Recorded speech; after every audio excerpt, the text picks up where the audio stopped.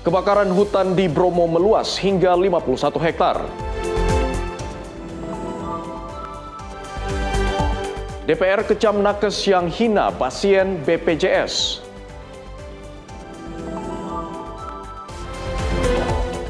Pemerintah mengungkap penyebab kasus keracunan MBG. Pemerintah menargetkan 1,45 juta sambungan jaringan gas.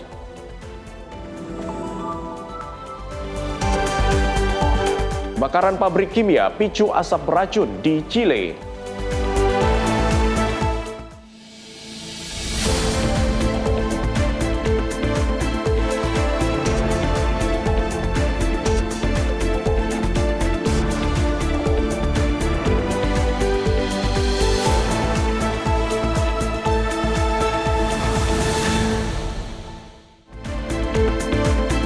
Halo, selamat pagi pemirsa. Mengawali hari Anda, senang sekali menyapa Indonesia Pagi kembali hadir mengisi ruang informasi Anda. Kali ini bersama saya, Abdi Azwar Sahi. Selain informasi utama tadi, kami juga akan menyajikan berbagai informasi terkini dan menarik lainnya, baik dari tanah air dan mancanegara. Dan berikut kita awali menyapa Indonesia Pagi selengkapnya.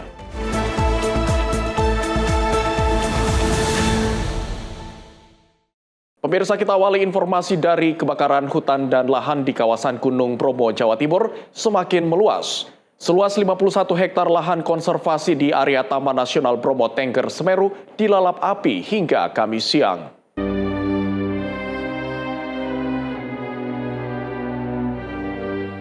Kebakaran hutan dan lahan di kawasan Bromo Tengger Semeru, Jawa Timur terus meluas. Memasuki hari keempat, proses pemadaman masih berlangsung hingga mencakup wilayah Kabupaten Lumajang, Probolinggo, serta Malang. Proses pemadaman terkendala kondisi medan yang curam dengan kemiringan mencapai 80 hingga 90 derajat. Vegetasi seperti cemara gunung, mentigen, akasia, semak belukar, dan hembusan angin kencang membuat api sulit dikendalikan. Kebakaran berdampak terhadap ekosistem di kawasan tersebut yang didominasi vegetasi rerumputan, serta sebagian pohon cemara gunung, pasang, mentigi, tutup, edelweiss, dan akasia yang merupakan bagian dari ekosistem Taman Nasional Bromo Tengger Semeru. Proses pemadaman masih terus dilakukan oleh tim personel gabungan terdiri atas petugas BBTN BTS, Manggala Agni, Korps Marinir, PBGSD, Sever, Masyarakat Peduli Api atau MPA, serta masyarakat Desa Ranupani dan Desa Ngadas. Badan Penanggulangan Bencana Daerah BPBD TNI Polri turut bergabung untuk memperkuat koordinasi dan penanganan di lapangan. Sementara Gunung Bromo sendiri sudah dilakukan penutupan sejak Senin 3 Agustus 2026 mulai pukul 22 waktu Indonesia Barat sampai dengan batas waktu yang belum bisa ditentukan. Tim redaksi Simpo TV melaporkan. Sementara itu, kebakaran melanda rumah warga di Jalan Srikaya Utan Kayu, Matraman, Jakarta Timur pada Kamis 6 Agustus 2026 pagi. Besarnya kobaran api sempat membuat warga sekitar panik. Api berkobar hebat membakar satu rumah warga di Jalan Srikaya, Matraman, Jakarta Timur pada Kamis 6 Agustus 2026 pagi. Warga panik dan berhamburan keluar rumah guna menyelamatkan diri. Kebakaran di permukiman padat penduduk ini diduga kuat akibat konsleting listrik. Akses jalan yang sempit menuju titik lokasi membuat petugas Gulkarmat kesulitan memadamkan api. Kebakaran di RT 08 sama RT 04 RW 06 Jalan Srikaya Dalam. Ini kejadiannya kalau nggak salah saya dengar konsleting listrik. Ada terima berita Jaya 65 di Jalan Srikaya, Utan Kayu Utara, Kecamatan Matraman. Pukul 4.21 yang terbakar adalah rumah tinggal. Luasan kira-kira 100 meter persegi. Kita mengerahkan 15 unit, 75 personil. Kendala kita di sini adalah akses ya. Akses masuk ini untuk unit besar tidak bisa. Jadi kita harus menggunakan unit yang kecil. Peristiwa ini tak menimbulkan korban jiwa maupun luka. Dari Jakarta, jurnalis Simpo TV melaporkan. Seorang residivis kasus narkoba kembali berurusan dengan polisi setelah gagal mencuri sepeda motor untuk angkutan galon di Jalan Jepang, Kecamatan Sako, Kota Palembang, Sumatera Selatan. Pelaku berhasil ditangkap warga usai aksinya dipergoki korban.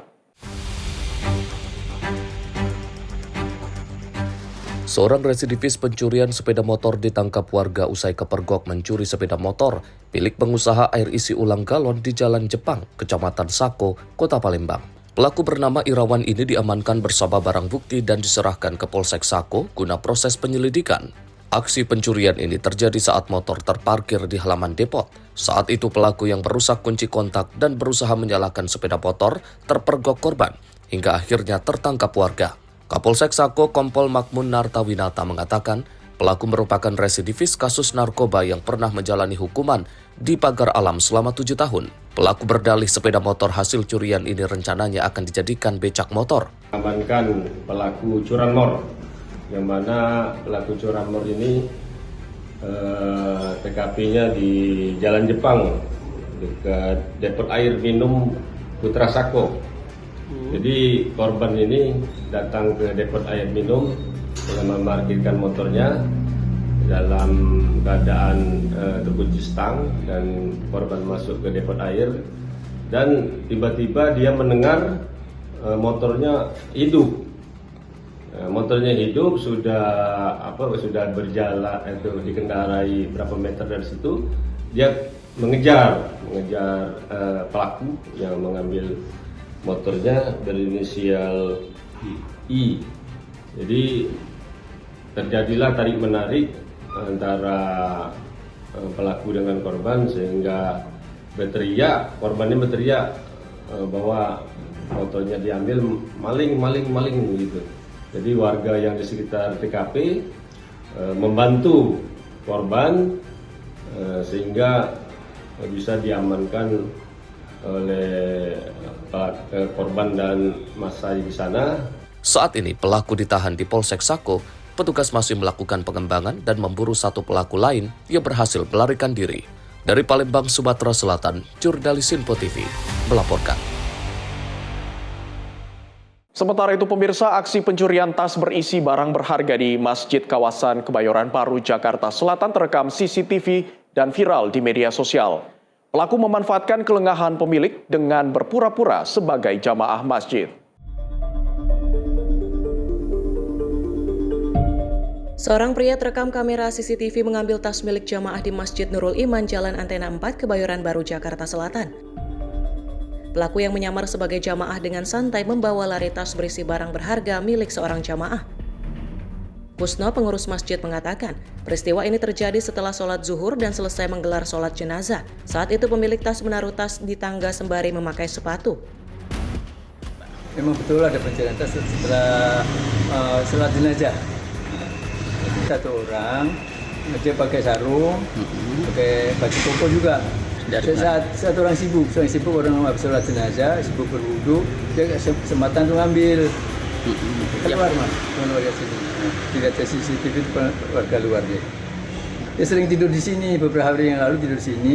Setelah ngambil itu hilang, sampai sekarang nggak ada lagi. Aksi pencurian di Masjid Nurul Iman bukan kali pertama terjadi. Uang di dalam kotak amal pun kerap hilang. Kasus pencurian ini dilaporkan ke Polsek Kebayoran Baru. Dari Jakarta, jurnalis Info TV melaporkan. Direktorat Reserse Narkoba Polda Sumut mengungkap home industri pembuatan narkoba mengandung etomidat jenis vape getar di kawasan Desa Sei Mencirim, Kecamatan Sunggal, Kabupaten Deli Serdang. Pengungkapan home industry pot getar narkoba ini merupakan hasil pengembangan dari penangkapan seorang tersangka yang diduga pengedar oleh BNN Sumatera Utara beberapa pekan lalu. Direktur Reserse Narkoba Polda Sumatera Utara, Kombes Pol Andi Arisandi, mengatakan petugas melakukan pengembangan dengan cara penggeledahan di salah satu rumah yang diduga dijadikan pabrik peracik vape mengandung narkoba. Dari hasil penggeledahan, petugas menemukan berbagai barang bukti berupa bahan baku etomidate, nikotin, perasa pipet, timbangan, serta cartridge yang disembunyikan di belakang rumah. Selain menyita barang bukti, petugas juga mengamankan 5 orang saksi untuk dimintai keterangan. itu kami diinformasikan ke masyarakat bahwa ada barang yang mencurigai di satu tempat, ya, di belakang rumah. Kemudian kami dengan disaksikan oleh kepala lingkungan dan kemudian yang pemilik lahan datang ke TKP. Dan akhirnya ditemukanlah barang-barang ini di belakang rumah dengan kemasan itu, ya, ada kemasannya, terbungkus ceritanya. Itulah yang kami kembangkan. Dari peristiwa ini kami sudah melakukan pemeriksaan terhadap 5 orang, ya, 5 orang yang kami periksa, yang kami periksa termasuk dengan peran-peran yang bersangkutan. Bahan baku narkoba mengandung etomidate diduga berasal dari Kamboja. Hingga saat ini kasus masih dalam pengembangan. Dari Medan, Sumatera Utara, jurnalis Simpo TV melaporkan.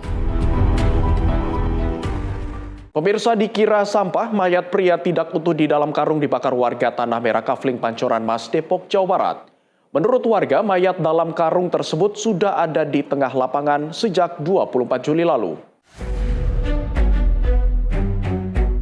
Warga Jalan Kafling Depkes Pancoran Mas digegerkan dengan penemuan mayat laki-laki terbungkus karung di tengah lapangan. Warga baru menyadari adanya mayat saat karung yang membungkusnya dibakar seorang bocah karena dikira sampah. Saat karung meleleh, tubuh mayat tampak kaki menjuntai keluar. Petugas kepolisian memasang garis polisi, sementara tim identifikasi melakukan pengecekan jasad. Warga sekitar Al-Baglu menyebut karung berisi mayat ini sudah ada sejak tanggal 24 Juli lalu. Namun warga mengira karung hanya berisi sampah. Kemarin sih pertama ada karung itu dari tanggal 24. Dari tanggal 24 ada karung itu dipilihin sampah. Makanya sama warga sini diemin aja. Setelah tadi sama anak Bapak itu mau nganter-antering, akhirnya dibakar. Setelah dibakar kan karungnya meleleh. Karungnya meleleh baru kelihatan badannya gitu. Kasat Reskrim Polres Metro Depok AKBP Made Gede Oka mengatakan bagian tubuh korban tidak ada dan pihaknya masih berupaya mencari identitas korban. Untuk kondisi awal ditemukan, mayat tersebut atau korban tersebut dalam karung beras. Dan dari informasi warga sekitar ataupun saksi-saksi, pada saat ditemukan, saksi awalnya berpikiran itu adalah sampah, kemudian dibakar.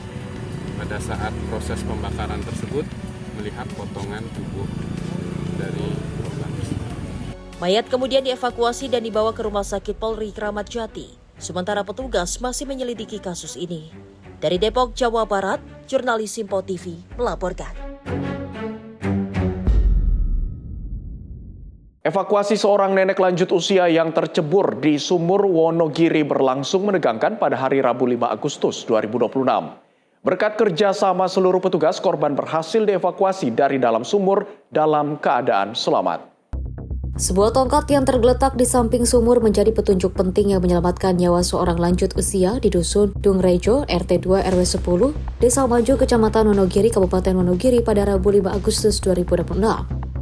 Berkat kejelian warga dan respon cepat aparat gabungan, korban berhasil dievakuasi dalam keadaan hidup setelah tercebur ke dalam sumur. Korban diketahui bernama Karsi, 79 tahun, seorang petani warga Desa Manjung. Peristiwa ini pertama kali diketahui sekitar pukul 7 waktu Indonesia Barat dan segera dilaporkan ke Polsek Wonogiri kota sekitar pada pukul 7.10 waktu Indonesia Barat. Menurut keterangan saksi, awalnya seorang warga merasa ada yang tidak biasa ketika melihat tongkat yang sehari-hari digunakan Karsi berada di samping sumur belakang rumah tetangganya. Rasa penasaran mendorong warga mendekati lokasi untuk memastikan keadaan. Benar saja, saat melihat ke dalam sumur, warga mendapati Karsi masih berada di dasar sumur dalam kondisi hidup dan masih menunjukkan tanda-tanda bergerak.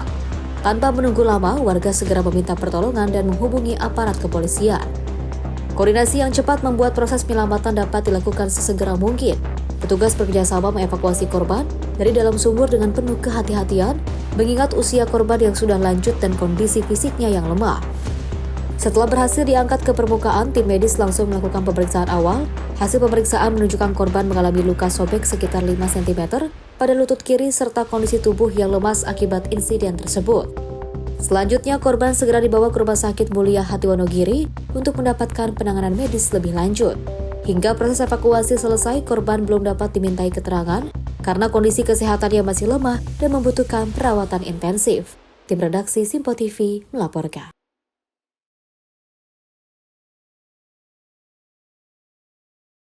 Pemirsa, setelah 4 hari pencarian, tim SAR gabungan berhasil menemukan korban hilang akibat tabrakan 2 longboat di perairan Kabupaten Pulau Taliabu. Korban ditemukan dalam kondisi meninggal dunia dan langsung dievakuasi ke darat. Tim SAR gabungan berhasil menemukan Teddy Mpesa, 46 tahun, nelayan asal Takalar yang hilang akibat tabrakan 2 unit longboat di perairan antara Pulau Kabihu dan Pulau Tengah, Kabupaten Pulau Taliabu. Pada hari keempat operasi, pencarian diawali dengan briefing untuk menentukan strategi penyisiran. Sekitar pukul 9:38 waktu Indonesia Timur, korban berhasil ditemukan di sekitar lokasi pencarian dalam kondisi meninggal dunia. Jenazah kemudian dievakuasi menggunakan rigid inflatable boat milik SAR dan longboat warga menuju desa Tanjung Una untuk diserahkan kepada pihak keluarga.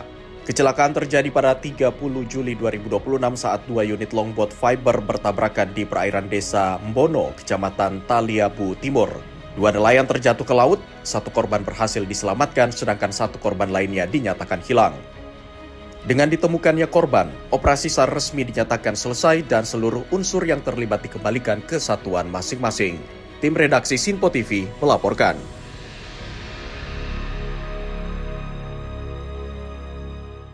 Sementara itu, tim SAR gabungan berhasil menyelamatkan 4 nelayan asal Lempasing, Teluk Betung, Bandar Lampung yang terombang-ambing di perairan sekitar Gunung Anak Rakatau.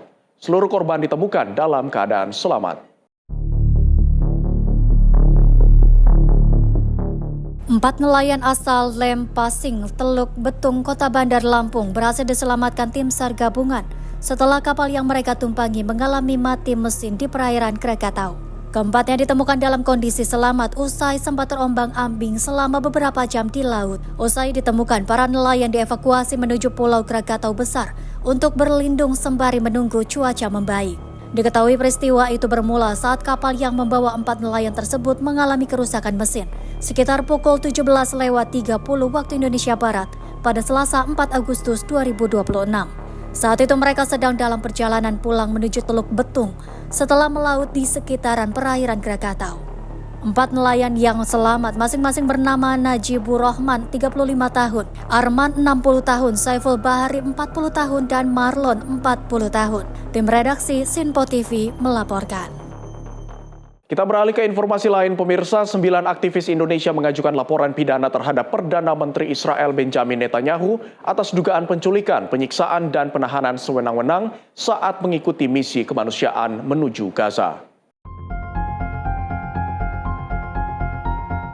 Salah satu aktivis Global Sumut Flotilla sekaligus jurnalis Republika, Bambang Noroyono, mengaku dirinya dan relawan lain ditangkap pasukan Israel setelah kapal mereka dicegat di perairan internasional saat membawa bantuan kemanusiaan menuju Gaza. Menurut pengakuannya, para relawan ditahan di ruangan berukuran kecil yang diisi lebih dari 10 orang, serta berulang kali dipindahkan ke berbagai ruangan selama masa penahanan. Tapi kalau yang di penjara teroris, ya itu memang benar-benar penjara, gitu. Memang benar-benar penjara teror, memang benar-benar sel penjara, gitu. Ukurannya kecil, kita di situ dimasukkan mungkin ada belasan orang, ukurannya mungkin cuma 3x3 gitu. Ada belasan orang ditumpuk di situ, dia. Kemudian kita dikeluarkan lagi, dimasukkan lagi, pindah-pindah ruangan gitu. Kalau yang di penjara teroris itu. Bambang juga menyebut adanya perlakuan yang merendahkan martabat, termasuk pemeriksaan fisik secara intensif dan pemaksaan melepas seluruh pakaian saat proses pemeriksaan. Ia menyebut perlakuan itu terjadi berulang kali dan merupakan pengalaman yang sulit dilupakan. Memegang alat kelamin, gitu kan, memegang alat kelamin, kemudian memeriksanya, gitu dan lain sebagainya. Bahkan mungkin juga menertawakannya, karena memang ada fase kita memang benar-benar ditelanjangi. Di beberapa fase itu memang kita ada perintah untuk melepaskan seluruh pakaian, minimal ada 3 kali lah gitu. Dan di fase terakhir ketika di penjara teroris itu, nah itu mungkin yang paling parah gitu. Bukan hanya ditelanjangi tapi mungkin disentuh, dipegang, bahkan ditarik gitu, ditertawakan gitu. Meski demikian, ia menegaskan fokus utama misi tersebut tetap untuk menaruh perhatian pada penderitaan warga sipil Palestina di Gaza. Jadi iya, kita memang mengalami banyak kekerasan gitu. Banyak kekerasan, banyak hal-hal yang memang itu sulit dilupakan sebenarnya gitu. Tapi kita itu semaksimal mungkin untuk menyimpan itu atau untuk tidak terlalu membicarakan itu karena kita itu melakukan itu ya demi masyarakat di Gaza gitu, demi masyarakat di Palestina. Jadi seharusnya yang menjadi fokus utama soal misi ini itu adalah masyarakat di Gaza. Laporan pidana itu diserahkan ke Kejaksaan Agung pada 29 Juli. Kuasa hukum para aktivis menyatakan laporan itu menyebut pihak militer Israel dan sejumlah pejabat pemerintah bertanggung jawab atas dugaan kekerasan, penyiksaan, penahanan sewenang-wenang, serta pencegatan kapal sipil di perairan internasional. Tim kuasa hukum mendesak pemerintah Indonesia menerapkan prinsip yurisdiksi universal untuk menindaklanjuti perkara terkait. Kami di Temis Indonesia mendampingi teman-teman Sumut Fortila, aktivis Sumut Fortila yang berasal dari Indonesia atas kekerasan, penyiksaan, penahanan sewenang-wenang serta penyergapan mereka di laut internasional oleh tentara-tentara Israel yang diperintahkan oleh rezim Israel, termasuk tentunya pimpinan pucuk mereka Benjamin Netanyahu. Nah, prinsip yang paling penting dari yurisdiksi universal itu adalah pelaku kejahatan internasional dia tidak bebas bergerak kemana-mana karena negara-negara, dan kita berharap Indonesia juga ambil bagian di sini, sudah mengeluarkan kartu merah, surat perintah penangkapan. Kalau dia memasuki wilayah Indonesia, nah itu bisa dilakukan, termasuk juga ke kabinet dan tentara-tentaranya. Sementara itu pihak Israel membantah seluruh tuduhan dan menyatakan tidak ada dasar faktual yang mendukung klaim tersebut. Di sisi lain, Mahkamah Pidana Internasional atau ICC pada November 2024 telah menerbitkan surat perintah penangkapan terhadap Benjamin Netanyahu dan mantan Menteri Pertahanan Israel Yoav Gallant atas dugaan kejahatan perang dan kejahatan terhadap kemanusiaan terkait konflik di Gaza. Israel menolak tuduhan tersebut dan membantah yurisdiksi mahkamah. Tim redaksi Sinpo TV melaporkan. Pemirsa, usai jeda kami akan menghadirkan informasi terkait 150 peneliti BRIN pamerkan produk unggulan ke Prabowo. Jangan kemana-mana, tetaplah bersama kami dalam Menyapa Indonesia Pagi.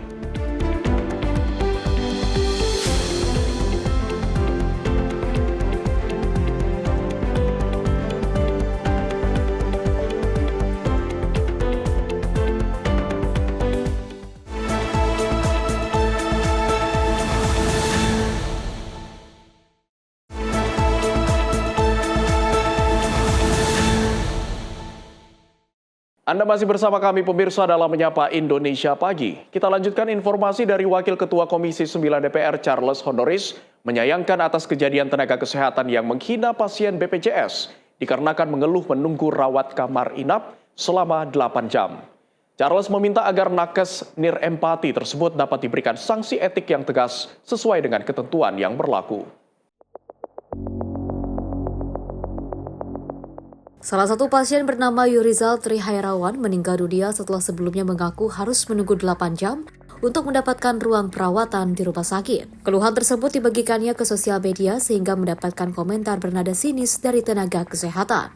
Merespon hal itu, Wakil Ketua Komisi 9 DPR Charles Honoris menyayangkan atas tindakan tenaga kesehatan. Charles menilai seharusnya profesi tenaga kesehatan dibangun di atas nilai kemanusiaan serta etika dan empati harus selalu terus dijaga. Dirinya juga meminta agar para tenaga kesehatan yang terlibat dapat diberikan sanksi etik yang tegas berdasarkan ketentuan yang berlaku. Ya, yang pertama saya menyampaikan bela sungkawa yang mendalam atas meninggalnya almarhum.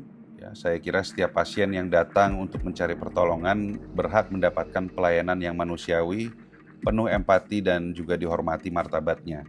Tentu saya juga berharap kejadian ini bisa menjadi evaluasi bagi kita semua dan di kemudian hari tidak terulang kembali. Ketika ada tenaga kesehatan yang memberikan komentar yang tidak berempati, tentu ini sangat disayangkan karena profesi tenaga kesehatan dibangun di atas nilai kemanusiaan sehingga etika dan empati harus selalu dijaga. Dan apabila nantinya terbukti para pelaku melanggar kode etik profesi, saya berharap ada pembinaan dan sanksi etik yang tegas sesuai dengan ketentuan yang berlaku. Namun yang lebih penting, peristiwa ini juga menjadi potret bahwa kapasitas pelayanan kesehatan kita masih belum memadai. Saat ini ketersediaan fasilitas kesehatan dan juga tenaga kesehatan di banyak daerah masih jauh dari kebutuhan masyarakat. Karena itu saya juga berharap anggaran negara harus benar-benar diprioritaskan untuk bisa memperkuat pelayanan dasar.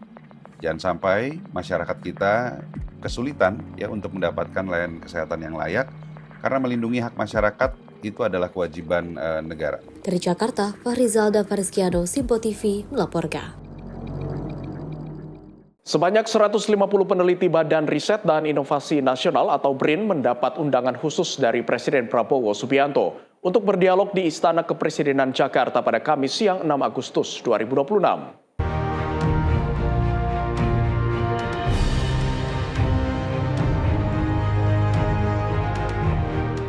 Sebanyak 150 peneliti Badan Riset dan Inovasi Nasional atau BRIN mendapat undangan khusus dari Presiden Prabowo Subianto untuk berdialog di Istana Kepresidenan Jakarta pada Kamis siang 6 Agustus 2026.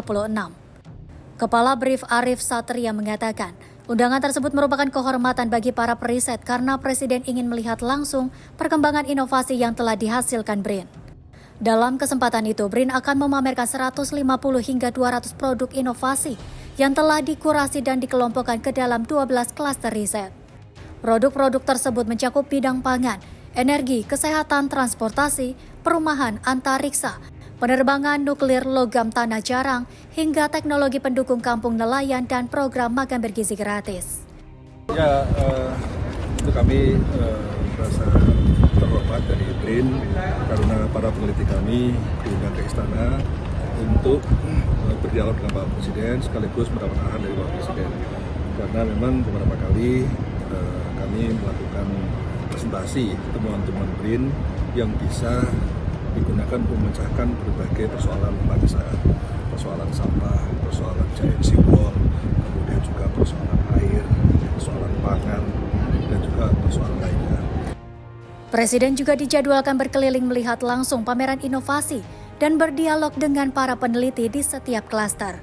Dari Jakarta, Dio Malau, Sinpo TV melaporkan.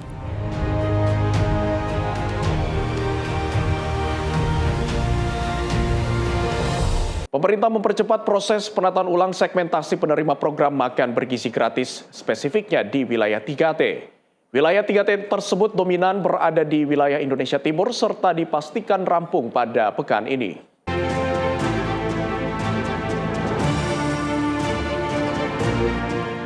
Menko Bidang Pangan Zulkifli Hasan menyebut proses penataan penerimaan makan bergizi gratis di wilayah tertinggal, terdepan dan terluar segera selesai pekan ini. Wilayah 3T tersebut mencakup Papua hingga Nusa Tenggara Timur dan Maluku. Wilayah tersebut menjadi prioritas utama pemerintah, terlebih banyaknya angka stunting yang masih berlangsung hingga saat ini. Pemerintah masih membutuhkan periode panjang untuk menambah titik-titik satuan pelayanan pemenuhan gizi atau SPPG di luar wilayah T, yakni Jawa, Sumatera, hingga daerah lainnya. Adapun Julhas menyebut penambahan sekitar 10.000 titik SPPG membutuhkan waktu 1,5 bulan ke depan. Lanjutan dari rapat minggu lalu, karena target kita ada jangka pendek itu 1 bulan, harus ada yang kita selesaikan, terutama SPPG yang di daerah 3T, yaitu Papua, NTT, dan Maluku. Yang paling berhak, banyak stunting dan seterusnya. Kami tadi sudah menyelesaikan, sudah rapat hari ini memutuskan yang 3T akan selesai dalam minggu ini. Karena minggu lalu kita rapat 1 bulan, ternyata dalam 1 minggu ini insya Allah bisa kita selesaikan yang 3T. Pendataan juga kita targetkan 1 bulan selesai, bahkan sebelum tanggal 10 ya, dari awal lalu sebulan hitungnya, bukan minggu lalu, tanggal 10, tapi tanggal 5, tanggal 6, tanggal hari ini sudah sebagian besar sudah hampir kita selesaikan, sehingga data dari Kementerian Agama, dari Kementerian Kesehatan, dari Kependudukan, dari Kementerian Pendidikan dan BGN sudah nyambung ya. Ada beberapa koreksi nanti akan disampaikan oleh Kepala BGN. Nah, itu sudah selesai. Tetapi ada juga yang belum bisa kita selesaikan, perlu waktu lebih panjang, mungkin sekitar 2 bulan dari kemarin, jadi kira-kira tinggal 1,5 bulan lagi. Itu jumlah titik yang penambahan titik yang di Pulau Jawa, Sumatera dan lain selain 3T itu hampir ada 10 ribuan ya. Ada 13.000, kami perlu waktu lebih lebih panjang, artinya kira-kira 1 bulan sampai 1,5 bulan lagi. Total waktu 2 bulan diperlukan. Dan hari ini juga tadi sudah diputuskan pondok-pondok atau sekolah berbasis keagamaan dan yang boarding, ya, yang di atas 1.000 ke atas mereka boleh bikin dapur tapi standar SPPG. Gitu. Kalau di bawah itu dia harus ikut SPPG yang terdekat. Nah, itu memudahkan. Jadi misalnya pondok yang punya 2.000 siswa atau santri, yang boarding mungkin yang 2.000, mereka bisa buat di dapur tempatnya, tetapi harus standar dengan SPPG yang juga nanti punya SLHS. Dari Jakarta, Max Montero Nabayu, Sinpo TV melaporkan.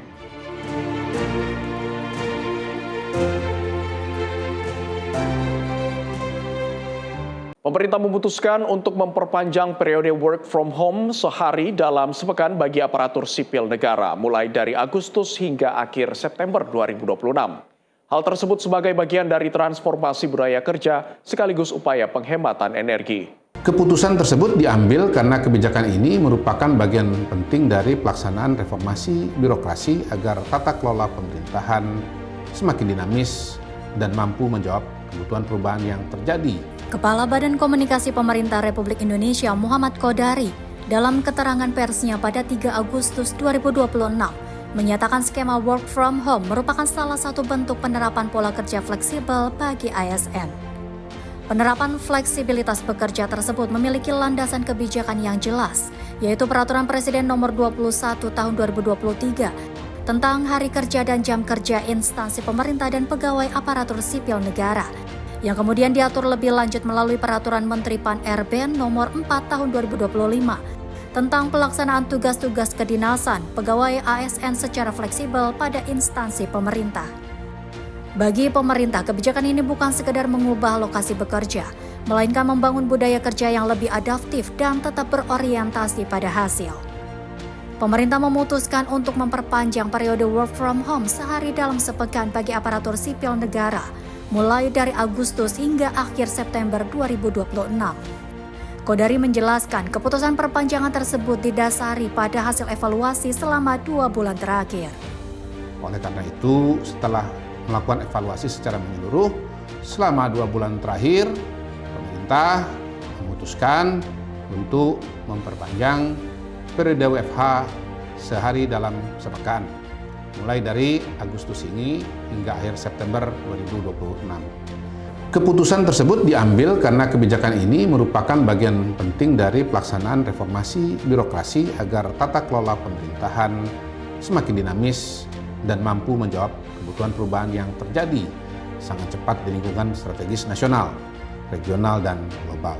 Perpanjangan kebijakan ini juga mencerminkan komitmen pemerintah untuk terus mendorong penghematan konsumsi energi dan meningkatkan efisiensi belanja operasional.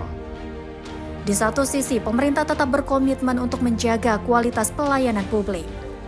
Unit-unit yang memberikan pelayanan langsung kepada masyarakat seperti mal, pelayanan publik, layanan kesehatan, pendidikan, kependudukan, dan perizinan tetap beroperasi secara penuh tiap hari kerja. Skema WFH diatur oleh masing-masing PPK atau pimpinan instansi dengan memperhatikan karakteristik tugas dan fungsi. Tim redaksi Sinpo TV melaporkan. Pemirsa, Ketua MPR Ahmad Muzani mengatakan bahwa pihaknya telah menyerahkan pokok-pokok haluan negara atau PPHN kepada Presiden Prabowo Subianto. PPHN tersebut nantinya diharapkan dapat menjadi produk hukum yang menghasilkan konsep yang mengikat. Majelis Permusyawaratan Rakyat telah melakukan pembahasan mengenai pokok-pokok haluan negara atau PPHN yang merupakan mandat dari kepemimpinan MPR pada 2019. Konsep pokok-pokok haluan negara tersebut kini telah diserahkan kepada Presiden Prabowo Subianto pada 3 Agustus lalu. Diharapkan PPHN nantinya bisa menjadi produk hukum yang mengikat ke depannya. Selain itu, pembahasan PPHN juga melibatkan seluruh lapisan masyarakat. Kemudian kita juga tadi membahas tentang pokok-pokok haluan negara yang naskahnya sudah kita serahkan kepada Presiden. Sebagai sebuah konsep, ini adalah sesuatu yang mengembirakan karena pokok-pokok haluan negara itu dibahas sudah cukup lama. Dan ini menjadi amanat dari kepemimpinan MPR tahun 2019 sampai 2024 dan selesai pada periode sekarang. Kami serahkan konsep itu pada saat kami bertemu dengan Presiden tanggal 3 Agustus yang kemarin. Dan dalam penjelasan itu sudah kami sampaikan kepada kawan-kawan prinsip Presiden menerima pokok-pokok itu dengan baik dan mengharapkan agar ini segera menjadi sebuah produk hukum. Perdebatan dan pembicaraan dalam rapat gabungan tadi adalah tentang produk hukum apa yang bisa digunakan untuk menetapkan haluan negara ini sebagai sebuah produk yang mengikat. Dari Jakarta, Fahrizal Ahmad Abin, Simpo TV, melaporkan.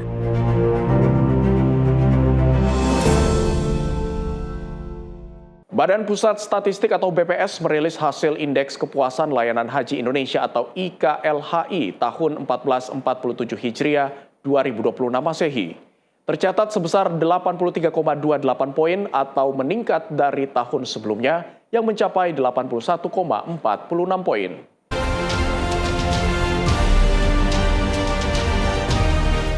Indeks Kepuasan Layanan Haji Indonesia atau IKLHI tahun 2026 mencapai 83,28 poin. Hasil tersebut menorehkan rekor tertinggi IKLHI dan meningkat dibanding tahun 2025. Kepala BPS Amalia Adininggar Widya Santi menyampaikan pengukuran IKLHI tersebut merupakan metodologi baru yang diterapkan oleh BPS yang mengukur kualitas penyelenggaraan ibadah haji secara lebih komprehensif mulai tahun 2026. Amalia mengatakan penyempurnaan metodologi dilakukan untuk menggantikan Indeks Kepuasan Jamaah Haji Indonesia atau IKJHI yang selama ini digunakan. Menurutnya, pembaruan tersebut dilakukan karena metode sebelumnya memiliki sejumlah keterbatasan, yakni hanya mengukur layanan di luar negeri, lebih berfokus pada hasil atau output layanan, serta masih mengacu pada regulasi lama. Sementara jika menggunakan metode lama, yakni IKJHI, hasil survei tetap meningkat signifikan menjadi 91,45 poin atau naik dari tahun sebelumnya yang tercatat 88,46 poin. Untuk IKLHI yang dengan penyesuaian metode baru. Mulai tahun 2026, kami juga memperkenalkan Indeks Kepuasan Layanan Haji Indonesia sebagai indikator baru untuk mengukur kualitas layanan haji secara lebih komprehensif mulai dari proses layanan sampai dengan outputnya. Sehingga sebagai kesimpulan, Bapak dan Ibu, bahwa nilai Indeks Kepuasan Layanan Haji Indonesia atau IKLHI adalah penyempurnaan metodologi dari Indeks Kepuasan Jemaah Haji Indonesia atau IKJHI. Nilai IKLHI luar negeri tahun 2026 sebesar 82,71 dan nilai IKLHI dalam negeri tahun 2026 mencapai 83,85 dan indeks IKLHI secara keseluruhan mencapai 83,28 atau dalam indikator memuaskan. Survei IKLHI 2026 dilaksanakan terhadap 14.400 responden yang terdiri atas 1.600 orang untuk pengukuran layanan dalam negeri, serta masing-masing 6.400 haji gelombang pertama dan kedua untuk layanan di Arab Saudi. Berdasarkan titik pengamatan, bandara menjadi lokasi dengan tingkat kepuasan tertinggi sebesar 84,76 poin, disusul Mekah 82,59 poin, dan Madinah 82,53 poin. Adapun kawasan Arafah, Musdalifah, dan Mina atau Armusna memperoleh nilai 79,70 poin. Terendah dibandingkan lokasi lainnya, meski tetap menunjukkan perbaikan dibandingkan tahun sebelumnya. Khusus di Armusna, Amalia mengatakan seluruh jenis layanan mengalami peningkatan dibandingkan 2025. Peningkatan terbesar terjadi pada layanan konsumsi yang naik 4,85 poin menjadi 81,16 poin, diikuti transportasi yang meningkat 4,03 poin.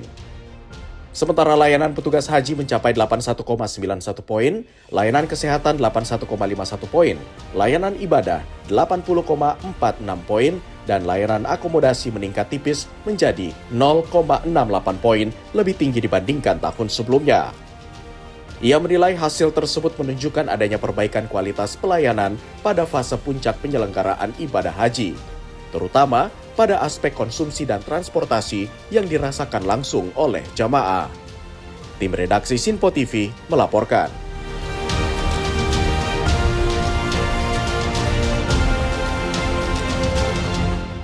Sementara itu pemirsa, Badan Pusat Statistik mencatat serapan tenaga kerja bertambah 522.000 orang pada bulan Mei 2026, di mana kondisi tersebut mendorong tingkat pengangguran terbuka turun menjadi 4,65%. Badan Pusat Statistik mencatat kondisi pasar tenaga kerja Indonesia membaik pada Mei 2026.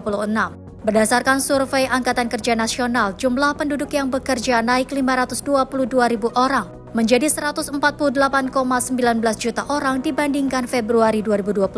Sementara jumlah angkatan kerja mencapai 155,41 juta orang.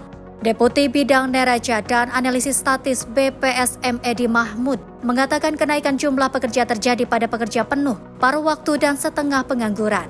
Sektor pertanian, kehutanan, dan perikanan masih menjadi penyerap tenaga kerja terbesar dengan 42,60 juta pekerja. Penduduk usia kerja, jumlah tersebut meningkat sebanyak 689.000 orang jika dibandingkan dengan Februari tahun 2026. Berikut perkembangan penduduk usia kerja pada bulan Mei 2026 jika dibandingkan dengan bulan Februari 2026. Pertama, angkatan kerja itu mencapai 155,41 juta orang atau bertambah sebesar 497.000 orang. Yang kedua, untuk bukan angkatan kerja mencapai 64,82 juta orang atau meningkat sekitar 191.000 orang.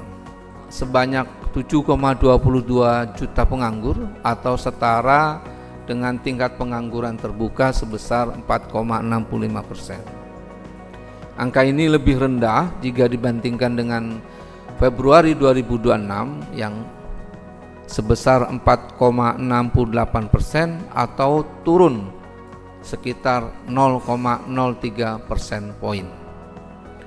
Penurunan tingkat pengangguran terbuka ini juga terjadi pada laki-laki, pekerja laki-laki maupun perempuan. Penurunan tingkat pengangguran terbuka juga konsisten terjadi di wilayah perkotaan dan perdesaan. Seiring meningkatnya serapan tenaga kerja, tingkat pengangguran terbuka turun menjadi 4,65% pada Mei 2026 atau lebih rendah 0,03 persen poin dibanding Februari 2026. BPS juga mencatat jumlah pekerja formal dan pekerja komuter turut mengalami peningkatan. Tim redaksi Sinpo TV melaporkan.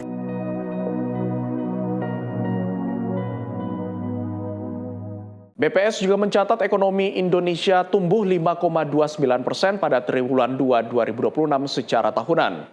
BPS menyebut pertumbuhan itu didorong oleh industri pengolahan konsumsi rumah tangga dan investasi.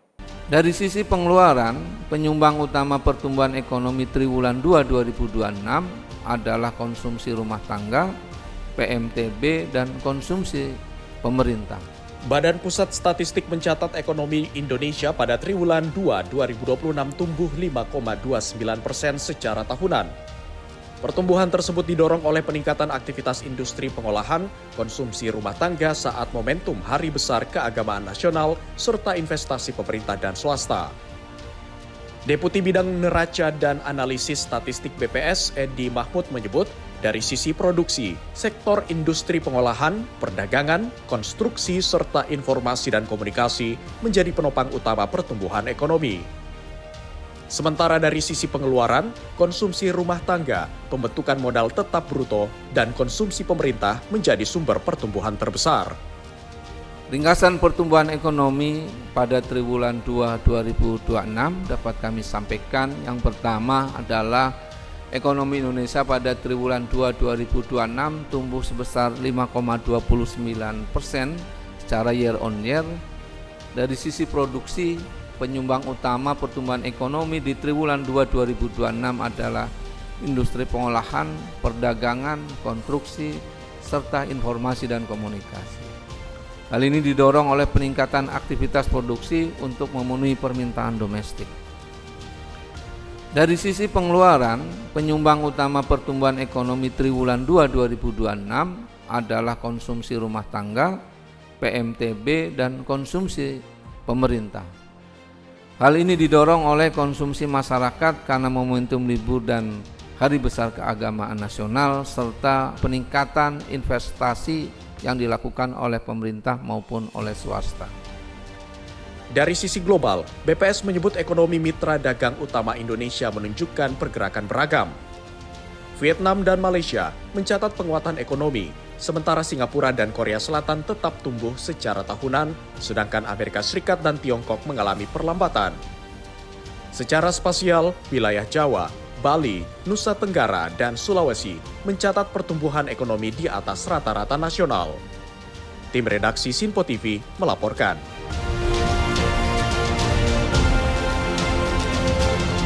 Kita beralih ke informasi lain, pemirsa. Presiden Prabowo Subianto dan Perdana Menteri Thailand Anutin Charnvirakul sepakat meningkatkan perdagangan bilateral hingga 20 miliar US dollar pada 2030. Kedua negara memperkuat kerjasama ekonomi melalui kemitraan strategis. Indonesia dan Thailand sepakat memperkuat kerjasama ekonomi dengan target peningkatan nilai perdagangan bilateral hingga mencapai 200 miliar USD pada 2030. Kesepakatan tersebut menjadi bagian dari upaya mempererat hubungan strategis kedua negara. Komitmen itu disampaikan Presiden RI Prabowo Subianto usai menerima kunjungan Perdana Menteri Thailand Anutin Charnvirakul di Istana Merdeka, Jakarta.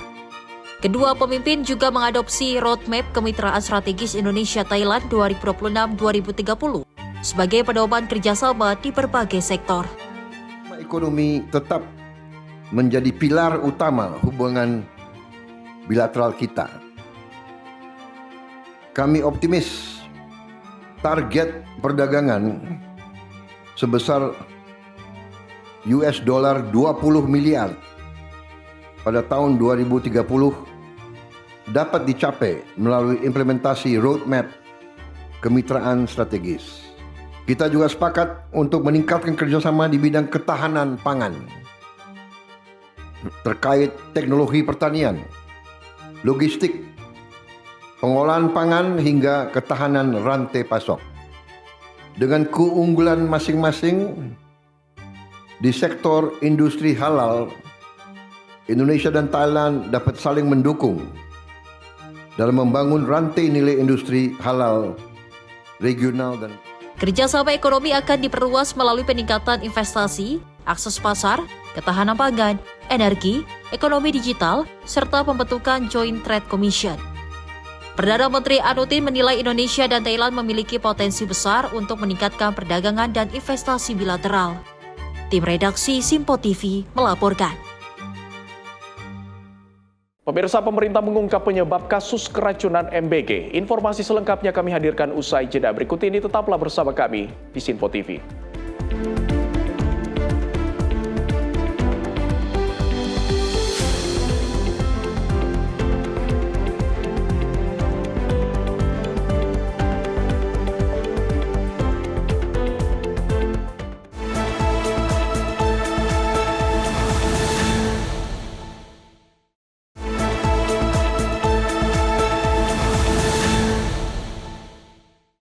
Terima kasih pemirsa, Anda masih bersama kami dalam Menyapa Indonesia Pagi. Kita lanjutkan informasi dari BPS mencatat Bali dan Nusa Tenggara menjadi wilayah dengan pertumbuhan ekonomi tertinggi pada kuartal 2 2026. Ekonomi kawasan tersebut tumbuh 6,10% secara tahunan. Laju perekonomian Bali dan Nusa Tenggara menjadi yang paling tinggi dibandingkan wilayah lain di Indonesia pada kuartal 2 2026. Berdasarkan catatan Badan Pusat Statistik, kawasan ini tumbuh 6,10% secara tahunan, didukung sektor pertambangan, perdagangan, dan administrasi pemerintahan. Deputi Bidang Neraca dan Analisis Statistik BPSM Edi Mahmud menyebut pertumbuhan ekonomi Bali Nusra menjadi yang tertinggi secara spasial. Sementara itu Sulawesi berada di posisi kedua dengan pertumbuhan 5,53% year on year, disusul Jawa sebesar 5,65% year on year. Ekonomi triwulan 2 2026 secara spasial tumbuh positif di seluruh wilayah Indonesia. Kontribusi Pulau Jawa terhadap PDB masih paling tinggi, yaitu sebesar 56,47%, diikuti oleh Pulau Sumatera sebesar 22,50%. Pertumbuhan ekonomi di Pulau Bali dan Nusa Tenggara, Jawa dan Sulawesi di atas pertumbuhan nasional. Jadi Pulau Bali dan Nusa Tenggara tumbuh 6,10% yang merupakan pertumbuhan tertinggi. Kemudian di Pulau Jawa tumbuh sebesar 5,65%, serta di Pulau Sulawesi tumbuh 5,53%. Sumber pertumbuhan utama di Pulau Bali dan Nusa Tenggara adalah pertambangan, kemudian perdagangan dan administrasi pemerintahan. Provinsi yang memberikan sumber pertumbuhan ekonomi di wilayah ini yang tertinggi adalah Bali dengan andil pertumbuhan sebesar 2,77%. Secara nasional, ekonomi Indonesia tumbuh 5,29% year on year pada kuartal 2 2026. Di wilayah Bali Nusa Tenggara, sumber pertumbuhan terbesar berasal dari Bali sebesar 2,77%. Kemudian Nusa Tenggara Barat 2,21% dan Nusa Tenggara Timur 1,12%.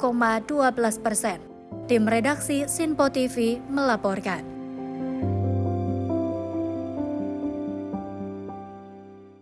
Menteri Sosial Republik Indonesia Saifullah Yusuf menyampaikan seluruh personel Taruna Bakti Nusantara beserta pendamping telah berada di lokasi penugasan masing-masing. Hal tersebut disampaikan oleh Mensos saat meninjau pelaksanaan program Taruna Bakti Nusantara dan masa pengenalan lingkungan sekolah di Sekolah Rakyat Terintegrasi 1 Gresik. Lebih dari 1.000 personel Taruna Bakti Nusantara dari TNI dan Polri mulai mendampingi siswa sekolah rakyat di berbagai daerah. Sebagai kakak asuh, kehadiran mereka untuk mengajarkan para siswa hidup disiplin dan mandiri. Mensos menuturkan bahwa pembinaan yang dilakukan Taruna Bakti Nusantara tidak berorientasi pada pelatihan militer, melainkan pembentukan kebiasaan hidup yang tertib dan mandiri. Mensos menilai proses pelaksanaan tugas Taruna Bakti Nusantara yang dimulai bersamaan dengan MPLS berjalan baik, meskipun masih diwarnai masa adaptasi bagi guru, tenaga kependidikan, maupun siswa terhadap sistem pendidikan berasrama dan fasilitas sekolah yang sebagian masih dalam tahap penyempurnaan. Dalam momen itu, Menteri Sosial Republik Indonesia Saifullah Yusuf pun turut berinteraksi dengan para siswa, mulai dari berbincang, makan bersama, kuis kebangsaan, dan bernyanyi. Tim redaksi Sinpo TV melaporkan. Sementara itu, pemirsa, guna mendukung pembinaan karakter, Gubernur Jawa Timur Hovifah Indar Parawansa meninjau kegiatan Taruna Bakti di Sekolah Rakyat Terpadu atau SRT 2 Kota Pasuruan. Hal tersebut bertujuan untuk memperkuat pengembangan pendidikan menuju Indonesia Emas 2045.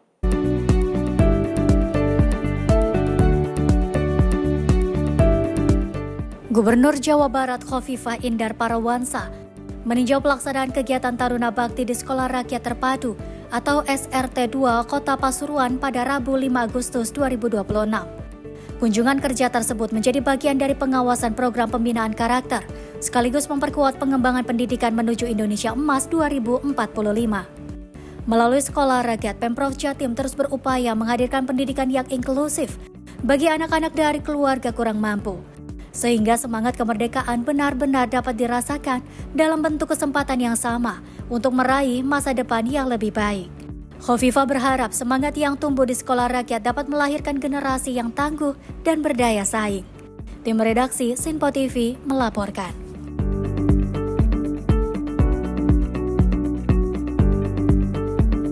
Tujuh siswa SRMA 26 Makassar menorehkan prestasi membanggakan dengan meraih medali dalam sejumlah kompetisi akademik tingkat nasional dan provinsi.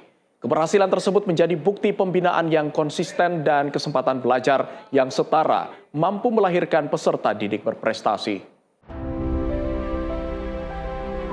Para siswa berhasil membawa pulang medali emas dan perak pada berbagai bidang, mulai dari matematika, biologi, bahasa Indonesia, sejarah hingga sosiologi.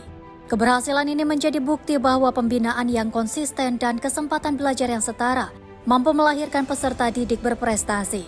Wali Asrama SRMA 26 Makassar, Habibi, mengungkapkan rasa bangganya atas pencapaian para siswa. Menurutnya, prestasi tersebut merupakan hasil dari kerja keras para peserta didik yang didampingi guru, wali asuh, dan wali asrama selama proses belajar. Keberhasilan para siswa juga tidak lepas dari peran guru dalam memberikan pendampingan di luar jam pelajaran. Guru Matematika SRMA 26 Makassar, Kiki Novitasari, mengatakan dirinya berupaya mengubah anggapan matematika merupakan mata pelajaran yang sulit dengan mengajak siswa memahami konsep melalui proses berpikir kritis. Para siswa mengaku keberhasilan tersebut tidak terlepas dari dukungan para guru, wali asuh, dan wali asrama yang terus memberikan motivasi selama mengikuti pembinaan.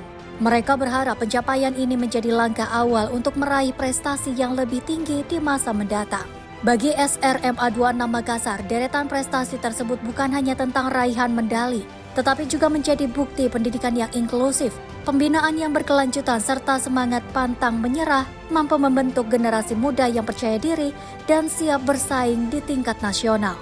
Tim redaksi Sinpo TV melaporkan.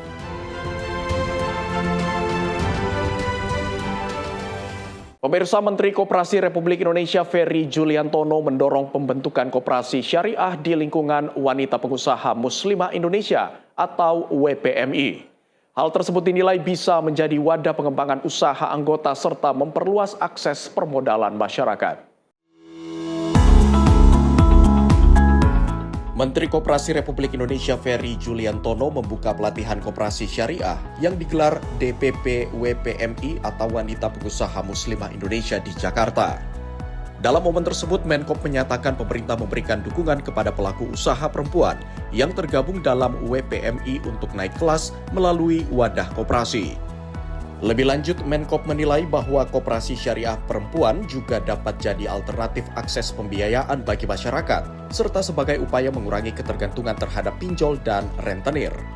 Dan apresiasi kepada wanita pengusaha muslimah Indonesia yang telah menginisiasi kegiatan ini tadi, Bu Ketum. Saya senang sekali Ibu tadi menyatakan acara hari ini sebagai titik awal sebuah gerakan. Nah, ini yang kuning-kuning ini, jadi di Kementerian Koperasi ini juga ada DPP yang menurut pendapat kami juga harus kolaborasi juga dengan KPDK supaya nanti koperasi di lingkungan Kementerian Koperasi ini juga bisa berkembang menjadi lebih baik juga dan bisa kerjasama juga dengan Wanita Pengusaha Muslim Indonesia. Menurut pendapat saya perlu untuk ditindaklanjuti ini Bu Wamen supaya antara DWP, karena ini kan perempuan juga, jadi kalau bisa DWP-nya juga jadi pengusaha. Menkop berharap semakin banyak perempuan Indonesia yang tidak hanya berperan sebagai penggerak organisasi, tetapi juga menjadi pelaku usaha yang tangguh melalui koperasi. Tim redaksi Sinpo TV melaporkan.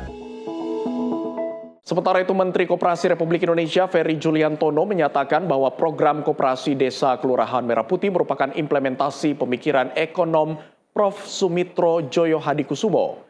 Hal tersebut disampaikan oleh Menkop dalam peluncuran buku Sumitro Joyo Hadikusumo Anti Penjajahan dan Simposium Nasional di Jakarta pada 4 Agustus 2026. Menteri Koperasi RI Ferry Juliantono menyampaikan apresiasi atas peluncuran buku Sumitro Joyo Hadikusumo sebagai kontribusi penting bagi penguatan pemikiran ekonomi nasional. Menkop menyatakan bahwa program Koperasi Desa Kelurahan Merah Putih atau KDKMP merupakan implementasi pemikiran ekonom Profesor Sumitro Joyo Hadikusumo. Terima kasih atas peluncuran buku ini. Terus terang kita bukan lagi asik berdiskusi, sekarang sejarah sedang dijalankan. Dan oleh karena itu, undang-undang perekonomian nasional ini sebenarnya menjadi penting. Karena memang harus diatur apa yang boleh dilakukan oleh BUMN dan apa yang tidak. Apa yang boleh dilakukan, apa yang tidak oleh badan usaha swasta. Apa yang boleh dan apa yang tidak oleh badan usaha koperasi itu harus ada yang atur. Menurut pendapat saya ini harus diatur payung hukumnya berupa undang-undang perekonomian. Mudah-mudahan Yayasan Nusantara Center bersama dengan semua pihak bisa mendorong lahirnya undang-undang perekonomian. Dalam momen itu, Menko pun menegaskan bahwa KDKMP dirancang bukan hanya sebagai penyalur barang bersubsidi, tetapi jadi pusat penggerak ekonomi masyarakat berbasis potensi lokal. Di satu sisi, Menko pun menyadari bahwa pelaksanaan KDKMP masih menghadapi sejumlah tantangan. Oleh karenanya, pemerintah terus melakukan sosialisasi dan pendampingan agar operasional KDKMP berjalan optimal. Tim redaksi Simpo TV melaporkan. Pemirsa, Kepala BP BUMN sekaligus COO Danantara Indonesia Doni Oskaria bertemu dengan Menteri Keuangan Republik Indonesia Purbaya Yudisadewa pada 5 Agustus 2026. Salah satu pembahasan utama ialah dukungan relaksasi pajak yang bersifat khusus untuk proses konsolidasi dan streamlining BUMN. Dalam rangka membahas percepatan transformasi BUMN, Kepala BP BUMN sekaligus COO Danantara Indonesia Doni Oskaria bertemu dengan Menteri Keuangan RI Purbaya Yudisadewa pada Rabu 5 Agustus 2026. Salah satu fokus pembahasan utama ialah dukungan relaksasi pajak yang bersifat khusus untuk proses konsolidasi dan streamlining BUMN. Hal ini sebagai bagian dari upaya mempercepat restrukturisasi perusahaan negara. Kita kan minta untuk pajak dalam rangka streamlining, ini minta dari Kementerian Keuangan untuk keundangan mengenai pajak. Dan itu ada di undang-undang untuk kita proses streamlining supaya bisa cepat diselesaikan. Dukungan tersebut dinilai jadi bentuk sinergi antara BP BUMN, Danantara, dan Kementerian Keuangan agar transformasi BUMN berjalan lebih efektif. Tim redaksi Simpo TV melaporkan. Kita beralih ke informasi lain, pemirsa. Pemerintah menyoroti kasus keracunan pada pelaksanaan program makan bergizi gratis di sekolah yang disebabkan oleh pelanggaran dari standar operasional prosedur itu sendiri. Guna mencegah kasus keracunan terulang kembali, pemerintah segera melibatkan aparat kepolisian bila mana ditemukan indikasi tindak pidana. Menteri Kesehatan Budi Gunadi Sadikin telah mengidentifikasi titik permasalahan dalam proses penyelenggaraan makanan di Satuan Pemenuhan Pelayanan Gizi atau SPPG Semarang dan Papua. Kemenkes dan Badan Gizi Nasional pun menyoroti setiap SPPG yang beroperasi harus memiliki sertifikat layak higien sanitasi atau SLHS untuk menekan indikasi pelanggaran yang ada. Di samping itu, menurutnya, kepemimpinan Kepala BGN saat ini tanggap merespon berbagai polemik teknis di lapangan, mulai dari pelanggaran standar operasional hingga kasus keracunan terhadap penerima manfaat. Jadi begitu itu ada keracunan, tim Kementerian Kesehatan sudah turun. Laporannya sudah ada, hasil labnya juga sudah ada. Jadi memang kita identifikasi ada beberapa makanan yang ada bakteri E. coli-nya. Bukan hanya semangka, tapi ada beberapa makanan lain. Dan kita juga sudah melihat masalahnya ada prosesnya di mana, dan kita sudah memberikan masukan ke BGN mengenai masalah-masalah yang terjadi di SPPG tersebut. Senada dengan Budi, Kepala Badan Gizi Nasional Sudaryono menegaskan, pihaknya tidak akan mentolerir setiap pelanggaran operasional oleh pihak SPPG, serta akan melibatkan kepolisian bila mana menemukan indikasi tindak pidana. Kami melihat beberapa sebab gitu ya, ini kita ngomong lebih umum begitu. Ada yang misalnya SOP-nya dia masaknya kecepatan. Kalau di Papua kita lihat dari log dapurnya itu kan kita ada sistem lognya, dia kapan persiapan, kapan nyacah, kapan apa, kapan dimasak itu ada. Jadi memang memulai masaknya kecepatan. Kalau nggak salah jam 7 atau setengah 8 hari sebelumnya untuk diberi makan di hari berikutnya di jam 11. Jadi itu sudah melanggar, termasuk yang di Semarang juga sama. Dia mulai masak jam 9 malam. Ini sekarang tinggal bagaimana. Ini kan masalah kedisiplinan, ya kan? Nah, ini kita lagi cari formula. Kalau memang ada unsur-unsur lain, ya misalnya ada unsur kesengajaan, sabotase dan lain-lain, kami tidak segan-segan untuk kemudian diperiksa oleh pihak kepolisian. Memang kalau ada ya kita serahkan semua. Dari Jakarta, Max Montero, Nabayu, Simpo TV melaporkan. Sementara itu, Badan Gizi Nasional bersama Kementerian Kesehatan berkolaborasi dalam proses penyempurnaan tata kelola program makan bergizi gratis dengan pakar gizi se-Indonesia. Aspek penting pada kesempatan pertemuan tersebut dibahas mulai dari pelaksanaan teknis program MBG hingga dampak program ke semua sektor yang ada. Kepala Badan Gizi Nasional Sudaryono mengungkapkan pertemuan bersama sejumlah pakar gizi ini dilibatkan untuk mencari masukan teknis terhadap implementasi pelaksanaan di lapangan. Sudaryono menekankan pelibatan pakar gizi, koki, hingga pelaku industri catering. Kali ini ditujukan dalam evaluasi program makan bergizi gratis di bawah kepemimpinannya agar kualitas pelaksanaan dapat tercapai. BGN akan terus membuka ruang kolaborasi dengan Kementerian Kesehatan, pakar gizi, hingga seluruh pemangku kepentingan terkait untuk proses penyempurnaan pelaksanaan MBG. Hal ini disampaikan Sudaryono saat memberikan keterangan pers di kantor Kemenkes Jakarta pada Rabu malam.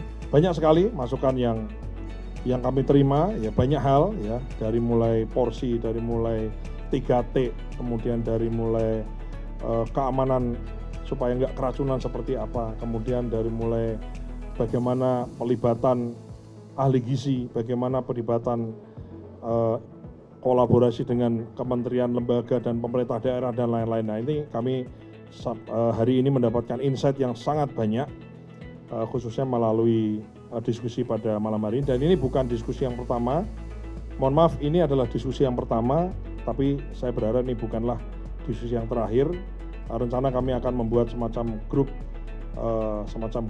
diskusi, ya, kemudian kami bisa terus berdiskusinya itu nggak cuma sekali hari ini, tapi terus kemudian kita bisa mendapatkan input, outputnya perbaikan, dan kedepannya menjadi semakin lebih baik, prima, dan sesuai dengan apa yang kita inginkan. Dari Jakarta, Max Munte, Rona Bayu, Sinpo TV melaporkan. Pemirsa, pemerintah kebut pembangunan Jargas di 8 daerah. Informasi selengkapnya usai jeda berikut ini, tetaplah bersama kami.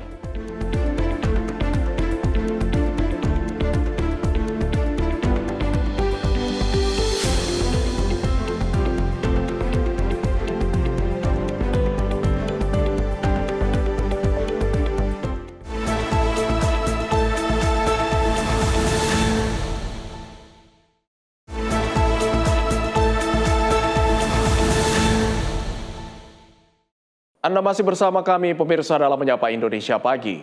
Pemirsa, Gubernur Jawa Barat Deddy Mulyadi memastikan Pemprov Jawa Barat akan memasang penerangan jalan umum dan membangun jembatan penyeberangan orang atau JPO di Jalan Soekarno-Hatta.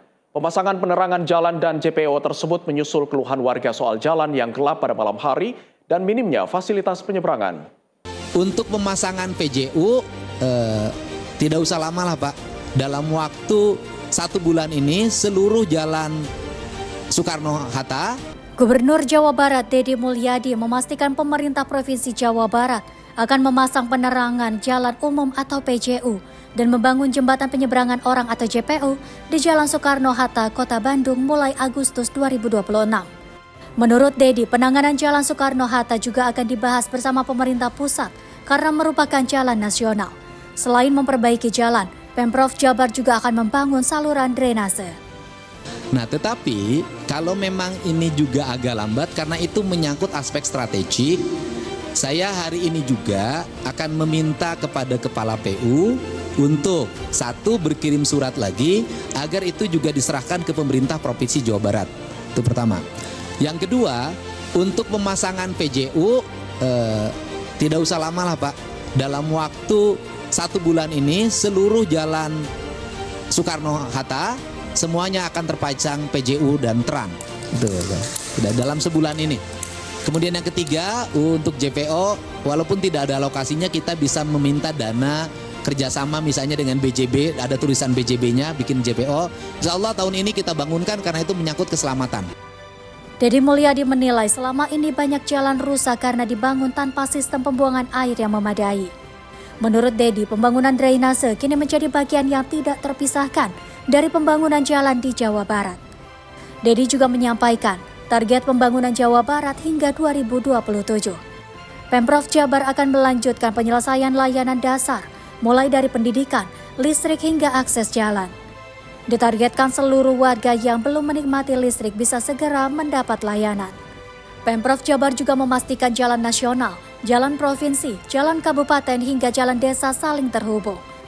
Deddy menambahkan tidak boleh lagi ada warga yang harus menyeberangi sungai untuk pergi ke sekolah atau kesulitan mendapatkan layanan ambulans karena tidak ada akses jalan. Tim redaksi Sinpo TV melaporkan.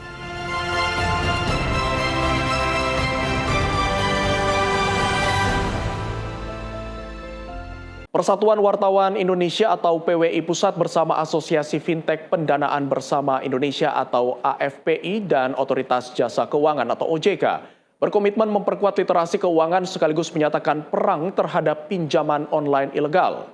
Komitmen tersebut ditegaskan oleh PWI melalui workshop jurnalistik bertajuk Pintar untuk Inklusi Keuangan Jurnalisme untuk Kepentingan Publik yang digelar pada hari Kamis pagi di Jakarta. PWI Pusat, AFPI, dan OJK menggelar workshop bertajuk Pintar untuk Inklusi Keuangan Jurnalisme untuk Kepentingan Publik yang bertujuan untuk meningkatkan kompetensi wartawan dalam meliput isu keuangan digital, sekaligus memperkuat literasi keuangan masyarakat untuk mencegah maraknya pinjaman online ilegal.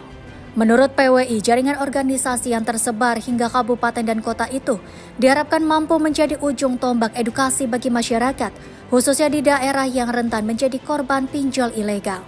Dalam kesempatan yang sama, Ketua Umum AFPI Encik S. Jafar menyebut bahwa industri vintage pendanaan bersama hadir untuk membantu menutup kesenjangan pembiayaan nasional yang mencapai sekitar 1.650 triliun rupiah. Namun, celah pembiayaan tersebut juga dimanfaatkan oleh pinjol ilegal yang beroperasi tanpa izin, tanpa pengawasan dan sering menerapkan praktik penagihan yang merugikan masyarakat. Kenapa perlu kami literasikan?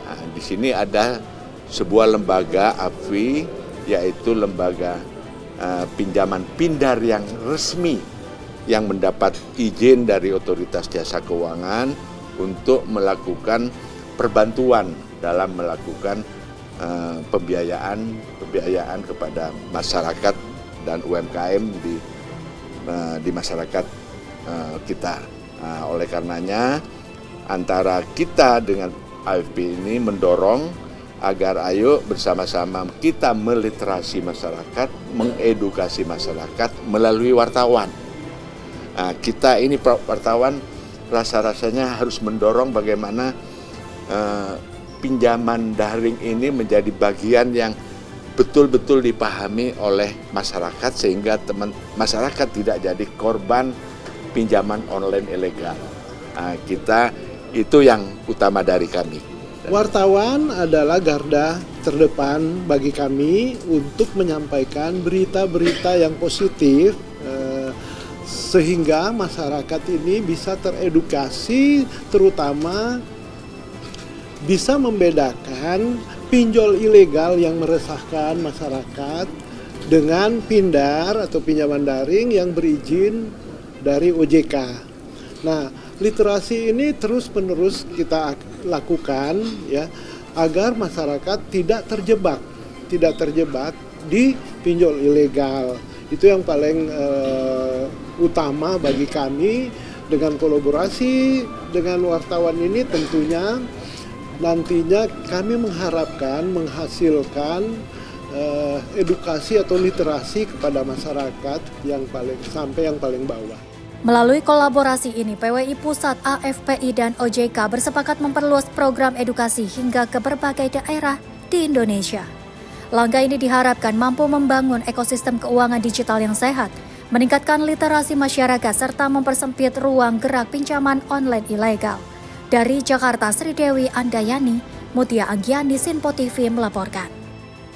Kementerian Pariwisata dan Indonesian Diaspora Network Global atau IDN Global menjajaki kerjasama dalam mempromosikan pariwisata Indonesia. Menurut Menteri Pariwisata Widianti Putri Wardana, diaspora adalah garda terdepan dalam mendukung beragam program prioritas Kementerian Pariwisata. Menteri Pariwisata Widianti Putri Wardana menerima kunjungan dari Indonesian Diaspora Network Global atau IDN Global di Gedung Sabta Pesona Jakarta. Pertemuan ini sekaligus menjadi momen apresiasi atas 14 tahun Gerakan Diaspora Indonesia. Menpar menyebut jaringan diaspora yang tersebar di seluruh belahan dunia merupakan aset diplomasi dan ekonomi yang sangat berharga. Menurutnya, diaspora bukan sekadar warga negara yang tinggal di luar negeri, melainkan garis terdepan dalam mempromosikan pariwisata Indonesia. Mulai dari memperkenalkan kekayaan gastronomi, mengenakan wastra batik dan tenun, hingga mempromosikan destinasi Nusantara di media sosial maupun komunitas lokal setempat. Maka dari itu pertemuan itu menjadi ajang untuk menjajaki berbagai peluang kerjasama dan menggabungkan misi guna mendorong beragam program prioritas Kementerian Pariwisata. Tim redaksi Sinpo TV melaporkan. Pemirsa, Kepala BPBUMN sekaligus COO Danantara Indonesia Doni Oskaria menggelar pertemuan bersama jajaran Direksi Pertamina pada 5 Agustus 2026. Pertemuan tersebut untuk membahas upaya memperkuat ketahanan energi nasional. Ketahanan energi jadi salah satu fondasi utama pembangunan nasional. Dalam hal ini, Pertamina terus memastikan ketersediaan pasokan bahan bakar minyak atau BBM sebagai penopang aktivitas ekonomi dan mendukung target kemandirian energi yang dicanangkan Presiden Prabowo Subianto. Melalui penguatan koordinasi antara BPBUMN, Danantara, dan Pertamina, berbagai langkah strategis terus didorong. Kepala BPBUMN sekaligus COO Danantara Indonesia Doni Oskaria bertemu jajaran Direksi Pertamina pada Rabu 5 Agustus 2026.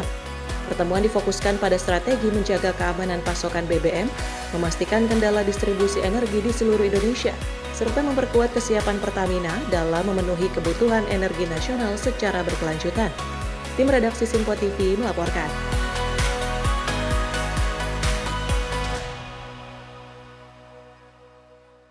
Sementara itu, pemerintah terus mempercepat pembangunan jaringan gas rumah tangga atau Jargas sebagai bagian dari proyek strategis nasional.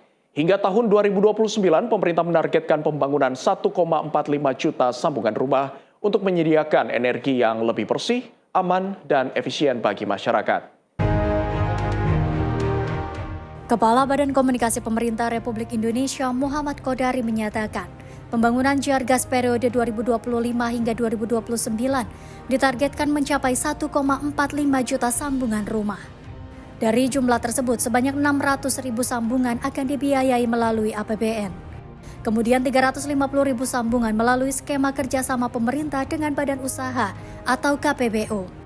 Serta 500.000 sambungan melalui investasi badan usaha milik negara. Pada tahun 2025, pembangunan ditargetkan mencapai 100.000 sambungan melalui pendanaan BUMN. Sementara pada tahun 2026 ditargetkan terbangun 300.000 sambungan yang terdiri dari 150.000 melalui APBN, 50.000 melalui KPBU, dan 100.000 melalui investasi BUMN. Adapun pada tahun 2027 hingga 2029, pemerintah menargetkan pembangunan masing-masing 350.000 sambungan rumah per tahun, dengan komposisi 150.000 dari APBN, 100.000 melalui KPBU, dan 100.000 dari investasi BUMN. Pemerintah memperkirakan kebutuhan anggaran pembangunan mencapai sekitar 10 juta rupiah untuk setiap sambungan rumah.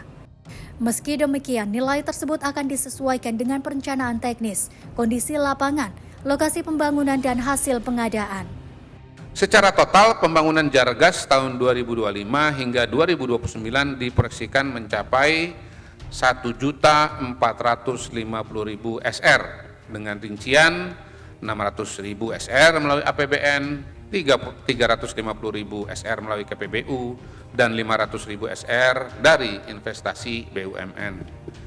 Kebutuhan anggaran pembangunan dihitung berdasarkan pendekatan rule of thumb sebesar 10 juta rupiah per sambungan rumah atau SR yang akan menyesuaikan hasil perencanaan teknis, kondisi lapangan, lokasi pembangunan, serta hasil pengadaan.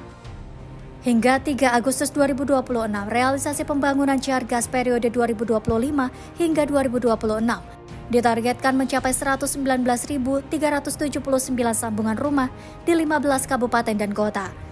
Saat ini proyek tersebut telah memasuki tahap penyelesaian konstruksi. Tim redaksi Sinpo TV melaporkan.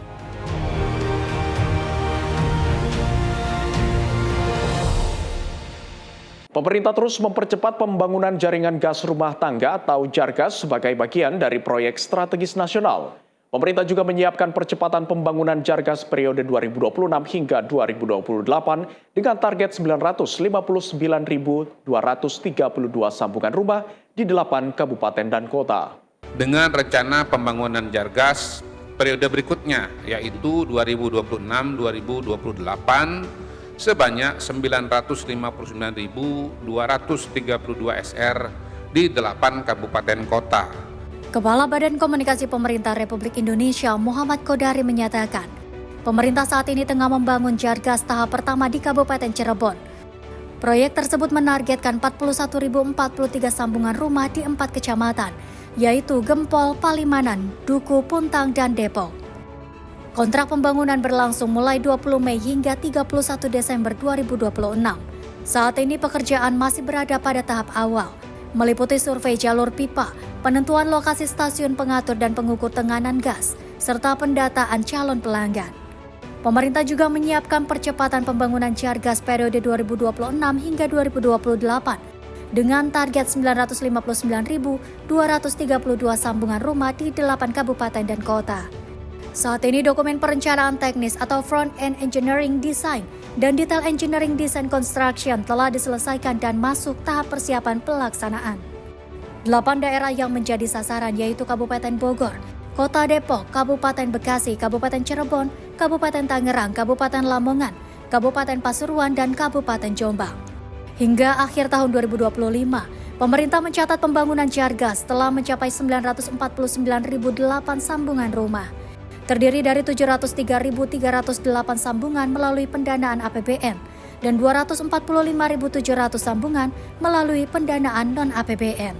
Rekan-rekan media, bersamaan dengan realisasi saat ini, pemerintah melakukan langkah percepatan dengan rencana pembangunan Jargas periode berikutnya, yaitu 2026-2028 sebanyak 959.232 SR di 8 kabupaten kota, yakni Kabupaten Bogor 182.665 SR, Kota Depok 156.134 SR, Kabupaten Bekasi 120.691 SR, Kabupaten Cirebon 117.142 SR, Kabupaten Tangerang 100.247 SR, Kabupaten Lamongan 101.295 SR, Kabupaten Pasuruan 93.772 SR, dan Kabupaten Jombang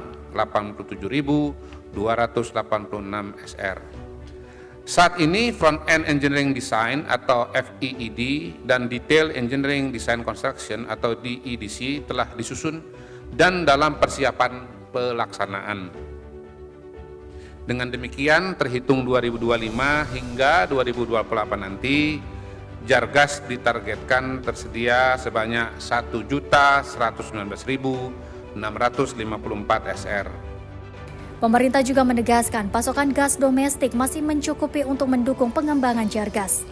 Kesiapan pasokan akan terus dijaga dengan memastikan ketersediaan sumber gas, volume kebutuhan pelanggan, keberlanjutan pasokan, serta kesiapan jaringan transmisi dan distribusi. Tim redaksi Sinpo TV melaporkan. Presiden Prabowo Subianto memanggil Menteri SDM Bahlil Lahadalia untuk membahas masalah pemadaman listrik di sejumlah wilayah Kalimantan. Presiden memerintahkan untuk berkoordinasi dengan PLN dan menyelesaikan gangguan listrik tersebut dalam waktu dekat. Masalah pemadaman listrik di sejumlah wilayah Kalimantan menjadi perhatian Presiden Prabowo Subianto. Dalam rapat terbatas, Presiden Prabowo memerintahkan Menteri SDM Bahlil Lahadalia segera mengambil langkah terukur bersama PLN untuk menuntaskan persoalan tersebut. Bahlil mengakui masih terdapat sejumlah titik di Kalimantan yang mengalami pemadaman listrik. Bahlil menyebut berdasarkan informasi dari PLN, pemadaman di Kalimantan untuk sementara diduga berkaitan dengan pemeliharaan. Pemerintah memastikan pemadaman bukan disebabkan ketersediaan energi. Selain pemeliharaan, terdapat pula informasi mengenai persoalan pada jaringan induk PLN. Bahlil menegaskan perintah Presiden akan segera ditindaklanjuti bersama PLN. Pemerintah menargetkan gangguan listrik di sejumlah wilayah Kalimantan dapat diselesaikan dalam waktu dekat. Langkah ini dilakukan untuk memastikan pasokan listrik kembali normal dan aktivitas masyarakat tidak terganggu akibat pemadaman. Dengan Bapak Presiden, di dalam pembahasan itu salah satu diantaranya kami bahas adalah persoalan PLN, ya, persoalan listrik yang kami harus akui di beberapa wilayah khususnya di Kalimantan masih ada pemadaman beberapa titik, dan karena itu Bapak Presiden memerintahkan kepada saya untuk segera melakukan langkah-langkah yang terukur dengan PLN agar bisa menyelesaikan dengan baik. Atau sendiri dugaan sementara penyebab mati listriknya apa ya Pak? Menurut informasi dari PLN itu terkait dengan pemeliharaan, ya, bukan persoalan energinya nggak ada masalah. Jadi ada pemeliharaan yang terjadi, bahkan ada beberapa konon cerita dari PLN bahwa terkait dengan jaringannya juga. Presiden Prabowo kini menugaskan Bahlil untuk memastikan persoalan pemadaman listrik di Kalimantan segera dituntaskan. Pemerintah pun meminta PLN mempercepat penanganan, terutama pada jaringan yang mengalami pemeliharaan dan gangguan. Dari Jakarta, Dio Malau, Sinpo TV melaporkan. Kementerian Kelautan dan Perikanan terus mendorong peningkatan produksi udang nasional melalui pengembangan tambak budidaya udang berbasis kawasan atau BUBK di Kebumen, Jawa Tengah. Kawasan tersebut pemirsa dikembangkan sebagai model percontohan tambak udang modern terbesar di Indonesia.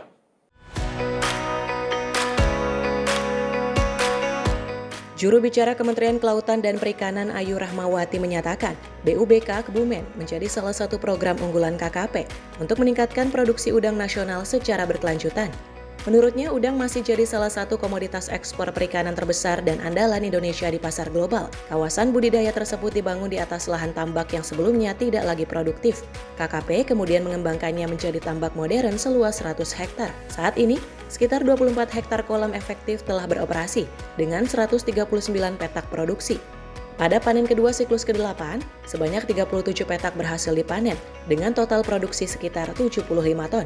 Sementara panen tahap akhir yang dilaksanakan pada akhir Juli 2026 mencapai estimasi 90 ton dari 70 petak. Dengan demikian, total produksi siklus ke-8 diperkirakan mencapai sekitar 254,5 ton. Selain meningkatkan produksi udang nasional, BUBK Kebumen juga memberikan dampak ekonomi bagi masyarakat sekitar. Hingga kini, kawasan tersebut telah menyerap 645 tenaga kerja lokal yang terdiri dari 145 pekerja tetap dan 500 pekerja harian lepas. Indonesia punya tambak udang terbesar di Kebumen. Diresmikan sejak Maret 2023 dengan luas lahan sebesar 100 hektar, BUBK Kebumen saat ini memiliki 24 hektar kolam efektif dengan 139 petak produksi. Dulunya, lahan ini merupakan tambak udang yang sudah tidak produktif. Lalu KKP membangun BUBK Kebumen sebagai modeling budidaya udang dan meningkatkan produksi udang nasional berkualitas ekspor. Dan perlu kalian tahu, salah satu ekspor produk perikanan terbesar di Indonesia adalah udang. Saat ini BUBK Kebumen sudah memasuki siklus panen ke-8. Dan di akhir siklus ke-8 ini, produksi udang diproyeksikan mencapai sekitar 254,5 ton. Lalu pada 11 Juli kemarin, BUBK memulai siklus ke-9 dengan menebar 10,24 juta benur di 32 petak tambak. Seluruh proses budidaya menerapkan cara budidaya ikan yang baik atau CPIB, mulai dari pengelolaan kualitas air, biosecurity, hingga keamanan pangan. Selain menghasilkan udang, BUBK juga telah menyerap sekitar 645 tenaga kerja lokal. Operasional tambak modern ini juga mendorong tumbuhnya berbagai usaha pendukung, seperti warung makan, toko kebutuhan harian, penyedia sarana produksi tambak, jasa transportasi, hingga usaha penginapan di sekitar kawasan. Tim redaksi Sinpo TV melaporkan. Pemirsa, persoalan sampah di Kota Makassar menjadi perhatian serius pemerintah pusat. Menteri Lingkungan Hidup menanggapi polemik penerapan pemilahan sampah Kota Makassar yang mulai diberlakukan secara masif dan menegaskan langkah tersebut sudah berada pada arah yang tepat. Kebijakan pemerintah Kota Makassar yang mulai mendorong pemilahan sampah dari rumah sumber ditegaskan Menteri Lingkungan Hidup, Kepala Badan Pengendalian Lingkungan Hidup, Jumhur Hidayat, sebagai langkah yang tepat. Dukungan tersebut disampaikan Jumhur saat meninjau langsung progres pembenahan TPA Tamangapa ke sanitary landfill di Kecamatan Manggala bersama Wali Kota Makassar, Munafri Arifuddin, Rabu 5 Agustus 2026. Permintaan kita dari KLH kepada pemerintah Kota Makassar sudah dilakukan dengan baik. Kira-kira sudah mencapai lebih dari 90% harapan yang kita inginkan. Dan sekarang tinggal sedikit lagi, terutama dilakukan semacam blocking untuk kalau ada hujan air limbahnya itu nggak nyebar tapi langsung masuk ke yang sudah dipersiapkan itu. Saya rasa sih ini satu contoh yang baik bagi kota-kota lain kalau kalau punya niat memang ternyata bisa gitu ya. Diuruk pakai tanah, ditutup pakai bioplastik atau biomembran, dan masyarakat tidak lagi mencium bau yang seperti sebelumnya kira-kira. Nah, yang terakhir juga ada gas metan yang bisa dimanfaatkan kan. Tadi kelihatan di beberapa tempat sudah disalurkan perumahan, dan itu ya alhamdulillah bisa mengurangi beban masyarakat juga kalau bisa yang sementara ini gratis ya nggak apa-apa lah. Jumhur menyatakan pemilahan sampah dari sumber atau hulu merupakan pola ideal dalam pengelolaan sampah. Terlebih setelah TPA Tamangapa tidak lagi menerapkan sistem open dumping sesuai arahan pemerintah pusat. Menurutnya, TPA seharusnya hanya menampung sampah yang sudah tidak dapat dimanfaatkan lagi. Karena itu proses pemilahan dan pengelolaan sampah di hulu perlu diperkuat, sejalan dengan upaya yang tengah diterapkan pemerintah Kota Makassar saat ini. Tim redaksi Sinpo TV melaporkan. Pemirsa, momen haru induk lumba-lumba membawa anaknya yang mati akan kami hadirkan usai jeda berikut ini. Tetaplah bersama kami dalam Menyapa Indonesia Pagi.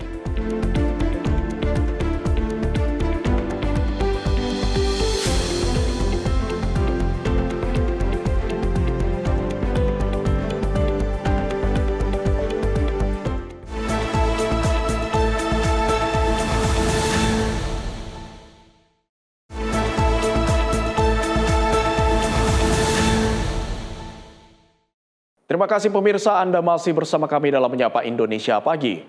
Pemirsa, Presiden Amerika Serikat Donald Trump mengklaim Iran telah menghubungi Washington untuk melanjutkan perundingan.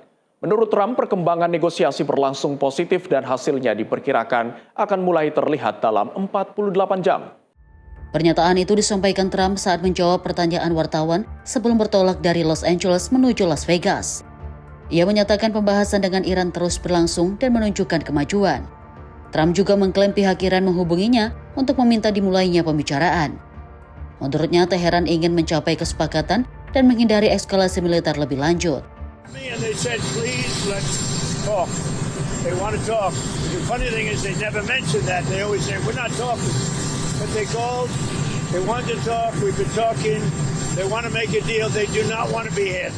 Trump menambahkan pemerintahannya akan menunggu perkembangan negosiasi dalam 2 hari ke depan. Hingga berita ini disusun, pihak Iran belum memberikan tanggapan resmi atas pernyataan tersebut. Tim redaksi Sinpo TV melaporkan. Sementara itu, Iran menegaskan belum menjalin negosiasi langsung dengan Amerika Serikat terkait Selat Hormuz. Meski demikian, Teheran mengakui terus menerima pesan dari Washington di tengah upaya penyelesaian krisis di kawasan.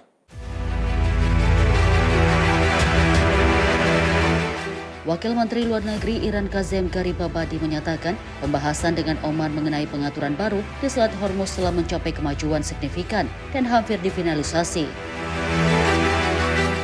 Menurutnya, kesepahaman tersebut mencakup pengaturan jalur pelayaran baru serta tata kelola lalu lintas maritim yang disepakati bersama Oman. Namun hal itu tidak serta-merta berarti Selat Hormuz akan dibuka kembali dalam waktu dekat. تفاهم ایران و عمان بخواد وارد فاز اجرایی بشود، اینها در واقع منوط به این هستش که طرف دیگر این الزامات رو برآورده بکند. حالا آمریکا در واقع این که داره میگه ما داریم با ایران مذاکره میکنیم، نه، مذاکره نیست. البته ما پیام‌هایی رو از آمریکا دریافت کردیم چندین روز قبل که این پیام‌ها تداوم هم دارد که آمریکا آمادگی کامل برای برگشت به تعهدات خودش دارد. ببینید اینها دریافت. Garibabadi menegaskan pembukaan kembali Selat Hormuz tetap bergantung pada keputusan otoritas tertinggi Iran serta perkembangan situasi keamanan di kawasan. Sebelumnya, Presiden Amerika Serikat Donald Trump mengklaim pembahasan dengan Iran berlangsung dengan baik dan menyebut kedua pihak akan mengetahui hasilnya dalam waktu 48 jam. Namun Teheran berulang kali membantah adanya perundingan langsung dengan Washington. Tim redaksi Sinpo TV melaporkan. Pasukan militer Israel dilaporkan kembali memasuki pedesaan Daraa bagian barat di Suriah Selatan.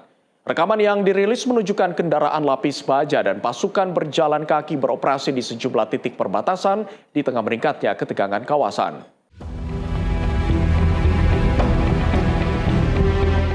kendaraan militer Israel bergerak memasuki kawasan Wadi Al-Rakat dan Syariat Al-Wadi. Pasukan berjalan kaki menyusuri lahan pertanian, serta menghentikan dan memeriksa sejumlah petani dan 2 anak yang sedang mengembalakan kambing. Di lokasi lain, sejumlah kendaraan taktis terlihat berhenti di beberapa titik. Sementara itu, petani lain tetap melanjutkan aktivitas mereka di lahan saat personel militer berpatroli di sekitar kawasan. Hingga laporan ini disusun, militer Israel belum memberikan keterangan resmi terkait operasi tersebut. Namun laporan dari wilayah setempat menyebut aktivitas militer di pedesaan Daraa dan Quneitra terus meningkat dalam beberapa pekan terakhir. Warga setempat melaporkan adanya patroli rutin, penyusupan darat, serta pos pemeriksaan sementara yang didirikan di dalam wilayah Suriah. Insiden tembakan juga disebut sering terjadi di sekitar garis perbatasan. Sejak pemerintah transisi Suriah berkuasa pada Desember 2024, Israel dilaporkan memperluas kehadiran militernya di Suriah Selatan dan menempatkan pasukan di zona penyangga. Sebelumnya, Israel melancarkan serangan udara dan laut terhadap sejumlah fasilitas militer Suriah dengan alasan untuk mencegah persenjataan jatuh ke tangan kelompok yang dianggap bermusuhan. Tim redaksi Sinpo TV melaporkan. Pemirsa, hujan deras yang mengguyur kota Limbe di barat daya Kamerun memicu banjir dan tanah longsor yang menyebabkan 3 orang tewas. Bencana tersebut juga merusak permukiman dan mengganggu aktivitas warga di sejumlah kawasan.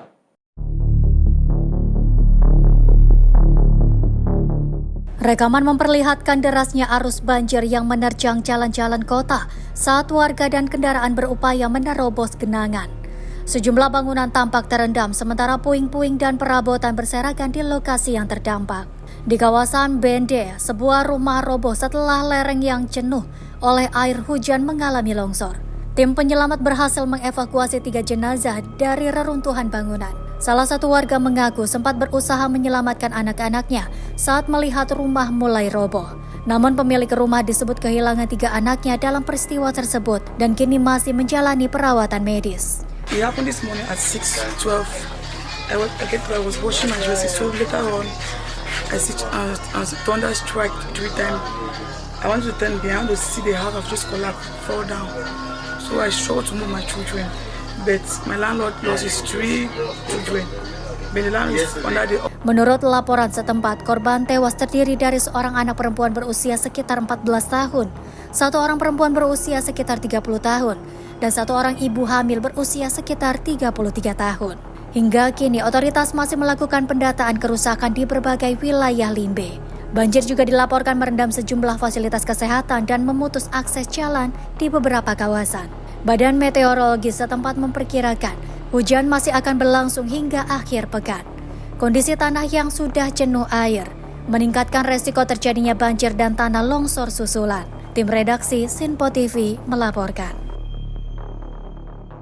Gelombang panas ekstrim melanda Provinsi Basra, Irak Selatan dengan suhu mencapai 50 derajat Celcius. Kondisi tersebut memaksa warga mencari berbagai cara untuk meredakan panas, mulai dari membeli balok es hingga memadati kolam renang.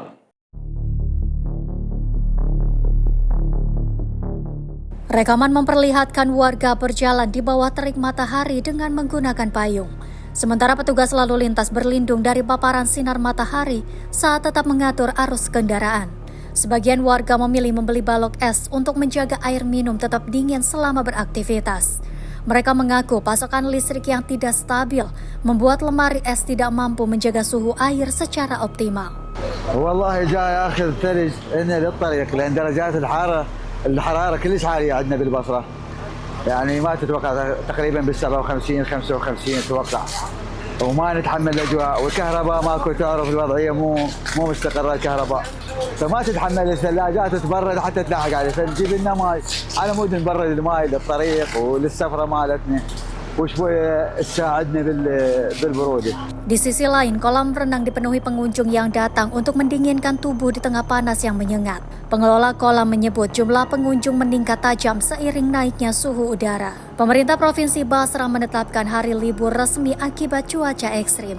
Media lokal juga melaporkan sejumlah provinsi lain menghentikan jam kerja pegawai pemerintah demi mengurangi risiko paparan panas. مسبحنا بالأعداد الكبيرة في الزخم بسبب أجواء البصرة وارتفاع درجات الحرارة تصل إلى 50 وأعلنت محافظة البصرة بتعطيل الدوام الرسمي بسبب ارتفاع درجات الحرارة. Badan Meteorologi Irak memperkirakan suhu di Basra dan sejumlah wilayah selatan serta tengah mencapai 50 derajat Celcius. Sementara suhu di Baghdad diperkirakan menyentuh 49 derajat Celcius. Kondisi panas ekstrim seperti ini menjadi fenomena yang hampir setiap tahun melanda wilayah tengah dan selatan Irak saat musim panas. Tim redaksi Sinpo TV melaporkan. Petugas pemadam kebakaran berupaya menjinakkan si jago merah yang melalap sebuah pabrik kimia di Santiago, Chile. Kebakaran besar tersebut memicu serangkaian ledakan dan menyelimuti wilayah Quilicura dengan asap hitam pekat yang diduga mengandung zat berbahaya. Rekaman udara memperlihatkan kepulan asap hitam membumbung tinggi dari kawasan pabrik Panimex. Puluhan mobil pemadam dan ratusan petugas diterjunkan untuk mengendalikan api yang terus membesar. Pihak berwenang menyebutkan sekitar 20 pekerja berhasil dievakuasi saat kebakaran terjadi. Hingga saat ini tidak ada laporan korban jiwa maupun luka-luka. Sekitar 300 petugas pemadam dengan 40 unit mobil pemadam dilibatkan dalam operasi ini. Polisi menduga kebakaran dipicu oleh kebocoran amonia, namun penyebab pastinya masih dalam penyelidikan. Insiden ini merupakan darurat besar keempat yang terjadi di fasilitas Panimex sejak tahun 2013. Peristiwa berulang ini memicu kekhawatiran masyarakat terhadap standar keselamatan di pabrik tersebut. En este momento nos encontramos en una emergencia. Aquí hay explosión de químicos. Se está incendiando una empresa que lamentablemente no es la primera vez que esto ocurre. Lamentamos profundamente que este tipo de situaciones se den una y otra vez y que las empresas no tomen las acciones necesarias para resguardar a sus trabajadores y trabajadores, ni menos a la comunidad. Pemerintah daerah sementara menutup sekolah di wilayah Quilicura dan mengimbau warga tetap berada di dalam rumah. Jalan di sekitar lokasi kebakaran juga ditutup demi menjaga keselamatan masyarakat. Petugas pemadam terus berupaya mengendalikan api sambil memastikan tidak ada penyebab bahan berbahaya ke wilayah sekitar. Penyelidikan mengenai penyebab pasti kebakaran masih berlangsung. Tim redaksi Sinpo TV melaporkan.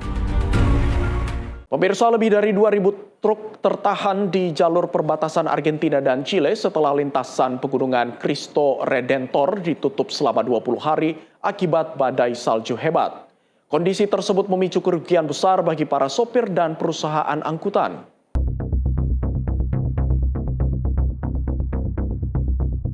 Ribuan truk terlihat berderet di sepanjang jalur Cristo Redentor koridor utama yang menghubungkan Argentina dan Chile melintasi pegunungan Andes. Para sopir hanya bisa menunggu sambil berharap jalur segera dibuka kembali.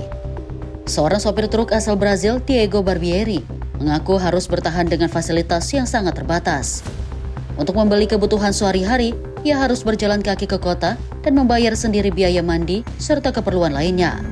Sementara itu, sopir asal Bolivia Ronald Sandoval mengatakan ia dan rekan-rekannya berusaha tetap tenang dan berjalan-jalan ke kota agar tidak tertekan selama menunggu. Selama truk tidak beroperasi, para sopir tetap harus menanggung biaya bahan bakar, makanan, perawatan kendaraan, serta biaya operasional lainnya tanpa memperoleh pemasukan.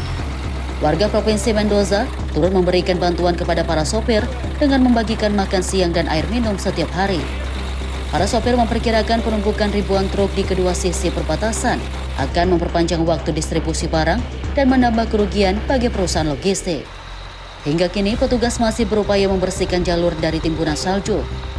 Namun perakiraan cuaca menunjukkan potensi turunnya salju baru sehingga pembukaan kembali lintasan masih belum dapat dipastikan. Tim redaksi Sinpo TV melaporkan.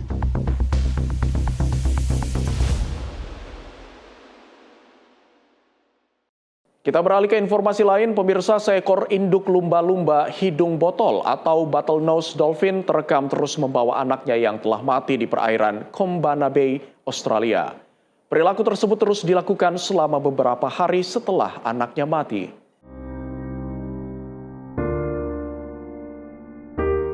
Rekaman memperlihatkan induk lumba-lumba bernama Fraggle menyeimbangkan tubuh anaknya di atas moncong dan punggungnya saat muncul ke permukaan untuk bernapas. Setiap kali tubuh anaknya mulai tenggelam, Fraggle kembali mengangkatnya ke atas permukaan air.